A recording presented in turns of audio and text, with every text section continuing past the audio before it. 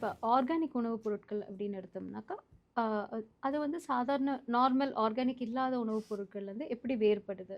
அ இப்ப இந்த organic foods அப்படின்றது ரியல் ஆத்தென்டிக் ஆர்கானிக் ப்ராடக்ட்ஸா இருந்தா, அதனுடைய பெனிஃபிட்ஸ் என்னென்ன இருக்கு? ஓகே. ஸோ இது வந்து இப்போ நார்மலான அதாவது இப்போ ஃபுட்டையே வந்து நம்ம 3, 4 வகையா பிரிச்சு வச்சுருக்கோங்க. ம்.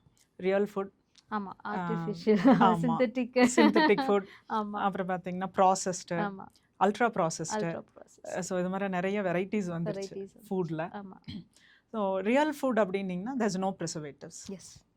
கிளாஸ் 1 ப்ரிசர்வேட்டிவ் தான் இருக்கும். ஓகே. ஸோ கிளாஸ் 1 ப்ரிசர்வேட்டிவ் அப்படின்னா உப்பு, ம். சர்க்கரை, ம். எண்ணெய், ம். இந்த மாதிரி இதெல்லாமே வந்து apple cider vinegar. Vinegar. I'm okay. Just telling giving example. Yeah. Okay. இது எல்லாமே கிளாஸ் 1 ப்ரிசர்வேட்டிவ். Preservative. நேச்சுரலா உங்களுக்கு இருக்கிற ப்ரிசர்வேட்டிவ்ஸ். அந்த காலத்துல நம்ம ஊர்க்கால போட்டது எல்லாமே. எக்ஸாக்ட்லிங்க, எக்ஸாக்ட்லி. ஸோ இதெல்லாம் கிளாஸ் 1 ப்ரிசர்வேட்டிவ். ஓகே. ஸோ இது எல்லாமே உங்களுக்கு வந்து ப்ரிசர்வேட்டிவ்க்கு வராது. இப்போ வராது. இருக்கிற ப்ரிசர்வேட்டிவ் கிளாஸ் 2 ப்ரிசர்வேட்டிவ் அப்படிங்கல ஆமா. எல்லா கெமிக்கல்ஸும் சேர்ந்தது அதில்.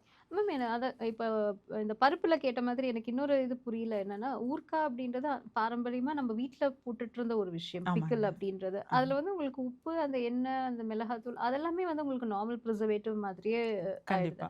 அப்புறம் எதுக்கு இந்த கிளாஸ் 2 ப்ரிசர்வேட்டிவ்ஸ்?